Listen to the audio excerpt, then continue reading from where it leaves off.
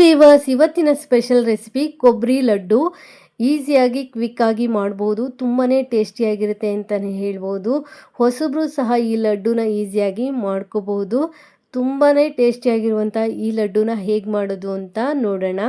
ಕರುನಾಡ ಕೈರುಚಿ ಕ್ರಿಯೇಷನ್ಸ್ಗೆ ಸ್ವಾಗತ. ಸ್ಟವ್ ಮೇಲೆ ಒಂದು ಪ್ಯಾನ್ ಇಟ್ಕೊಂಡು 2 ಚಮಚ ಆಗುವಷ್ಟು ಗಸಗಸೆಯನ್ನು ಸೇರಿಸ್ಕೊಂಡು ನಾನಿಲ್ಲಿ ಫ್ರೈ ಮಾಡ್ಕೊಳ್ತಾ ಇದ್ದೀನಿ. ಗಸಗಸೆ ಹೊಂಬಣ್ಣಕ್ಕೆ ಬರಬೇಕು, ಅಲ್ಲಿವರೆಗೂ ನೀವಿಲ್ಲಿ ಚೆನ್ನಾಗಿ ಹುರ್ಕೋಬೇಕಾಗುತ್ತೆ. ಗಸಗಸೆ ಹುರ್ಕೊಂಡ ನಂತರ ನಾನಿಲ್ಲಿ ಡೆಸಿಕೇಟೆಡ್ ಕೊಕೊನಟ್ ಪೌಡರ್ನ 1 ಕಪ್ ಆಗುವಷ್ಟು ತೊಗೊಳ್ತಾ ಇದ್ದೀನಿ. ದೊಡ್ಡ ಕಪ್ಪಲ್ಲಿ 1 ಕಪ್ ಆಗುವಷ್ಟು ತೊಗೊಂಡಿದ್ದೀನಿ. ನೀವಿಲ್ಲಿ ಒಣ ಕೊಬ್ಬರಿ ತುರಿ ಅಥವಾ ಹಸಿ ಕಾಯಿ ತುರಿಯನ್ನಾದರೂ ಸೇರಿಸ್ಕೋಬಹುದು. ಕಾಯಿ ತುರಿ ಹಾಕಿದ್ಮೇಲೆ ಚೆನ್ನಾಗಿ 1-2 ನಿಮಿಷ ಫ್ರೈ ಮಾಡ್ಕೊಂಡ್ಮೇಲೆ ಜಜ್ಜಿಟ್ಕೊಂಡಿರುವಂತಹ ಏಲಕ್ಕಿ 4 ಹಾಗೆ ಅರ್ಧ ಕಪ್ ಆಗುವಷ್ಟು ಬೆಲ್ಲದ ಪುಡಿಯನ್ನು ಸೇರಿಸ್ಕೊಳ್ತಾ ಇದ್ದೀನಿ. ಬೆಲ್ಲನ ಜಜ್ಜಿ ಪುಡಿ ಮಾಡಿ ಸೇರಿಸ್ಕೊಂಡಿದ್ದೀನಿ.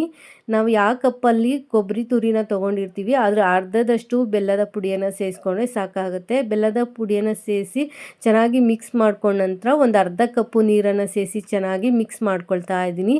ನೀವಿಲ್ಲಿ ಬೆಲ್ಲನ ಕರಗಿಸಿ ಅದನ್ನು ಸಹ ಸೇರಿಸ್ಕೋಬೋದು, ಅಥವಾ ಈ ರೀತಿ ಬೆಲ್ಲನ ಸೇರಿಸ್ಬಿಟ್ಟು ಮಿಕ್ಸ್ ಮಾಡಿಕೊಂಡು ನಂತರ ನೀರನ್ನು ಸೇರಿಸ್ಕೋಬಹುದು.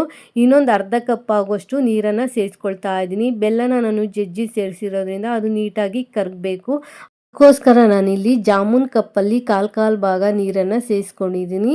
ಅಂದರೆ ನಾವು ಬೆಲ್ಲ ಏನು ತೊಗೊಂಡಿರ್ತೀವಿ ಅದರ ಕಾಲು ಭಾಗಕ್ಕಿಂತ ಸ್ವಲ್ಪ ಕಡಿಮೆ ನೀರನ್ನು ಸೇರಿಸ್ಕೊಂಡು ನಾವಿಲ್ಲಿ ಮಿಕ್ಸ್ ಮಾಡಿಕೊಂಡು ಚೆನ್ನಾಗಿ ಫ್ರೈ ಮಾಡ್ಕೋಬೇಕಾಗತ್ತೆ. ಬೆಲ್ಲ ಅನ್ನೋದು ಕೊಬ್ಬರಿ ತುರಿಗೆ ಚೆನ್ನಾಗಿ ಹೊಂದ್ಕೋಬೇಕು. ಹಾಗೆ ನಾವು ಕೈಯಲ್ಲಿ ಮುಟ್ಟಿದಾಗ ಕೈಗೆ ಅಂಟ್ಕೋಬಾರ್ದು, ಆ ರೀತಿಯಲ್ಲಿ ಚೆನ್ನಾಗಿ ಹೊಂದ್ಕೋಬೇಕು. ಆ ರೀತಿ ನಾವಿಲ್ಲಿ ಫ್ರೈ ಮಾಡ್ಕೋಬೇಕಾಗತ್ತೆ.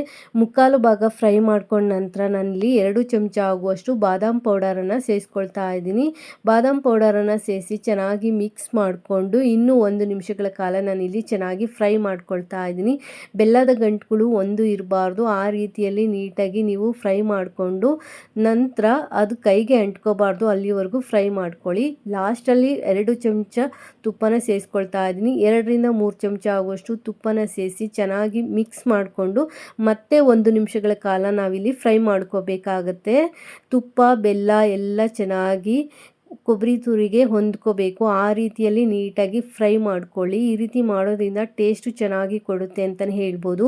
ನಾವು ಈ ರೀತಿ ಸ್ವಲ್ಪ ತಗೊಂಡು ಕೈಯಲ್ಲಿ ಉಂಡೆ ಕಟ್ಟಿದಾಗ ಅದು ನೀಟಾಗಿ ಉಂಡೆ ಬರಬೇಕು, ಹಾಗೆ ಕೈಗೆ ಅಂಟ್ಕೋಬಾರ್ದು. ಆ ರೀತಿ ಆಗೋವರೆಗೂ ನಾವು ಚೆನ್ನಾಗಿ ಫ್ರೈ ಮಾಡಿ ತಣ್ಣಗಾಗಲಿಕ್ಕೆ ಬಿಟ್ಬಿಡಬೇಕು. ಇದು ಪೂರ್ತಿಯಾಗಿ ತಣ್ಣಗಾಗಬೇಕು. ತಣ್ಣಗಾದ್ಮೇಲೆ ನಾವು ಉಂಡೆಗಳನ್ನ ಕಟ್ಕೋಬೇಕಾಗುತ್ತೆ. ಈಗ ತಣ್ಣಗಾಗಿದೆ, ಅಥವಾ ಕೈಯಲ್ಲಿ ಮುಟ್ಟೋಷ್ಟು ಬೆಚ್ಚಗಾದರೂ ಇರಬೇಕು ಅಥವಾ ತಣ್ಣಗಾಗಬೇಕು. ನಂತರ ನೀವಿಲ್ಲಿ ಉಂಡೆಗಳನ್ನ ಕಟ್ಕೊಳ್ಳಿ. ನಾನಿಲ್ಲಿ ದೊಡ್ಡ ನಿಂಬೆಹಣ್ಣು ಸೈಜ್ ಆಗುವಷ್ಟು ಉಂಡೆಗಳನ್ನ ಕಟ್ಕೊಳ್ತಾ ಇದ್ದೀನಿ. ನಿಮ್ಗೆ ಯಾವ ಸೈಜ್ ಬೇಕೋ ಆ ಸೈಜಲ್ಲಿ ಉಂಡೆಗಳನ್ನ ಮಾಡ್ಕೋಬಹುದು. ಇವಾಗ ಕೊಬ್ಬರಿ ಲಡ್ಡು ರೆಡಿ ಆಗಿದೆ. ತುಂಬಾ ಟೇಸ್ಟಿಯಾಗಿರುತ್ತೆ. ಒಂದ್ಸಲಿ ಟ್ರೈ ಮಾಡಿ ನೋಡಿ. ಈ ವಿಡಿಯೋ ಇಷ್ಟ ಆದರೆ ಒಂದು ಲೈಕ್ ಕೊಡಿ. ಹೊಸದಾಗಿ ಚಾನಲ್ ನೋಡೋರು ಸಬ್ಸ್ಕ್ರೈಬ್ ಮಾಡ್ಕೊಂಡು ನೋಡಿ. Thanks for watching this video. Take care. Have A nice day.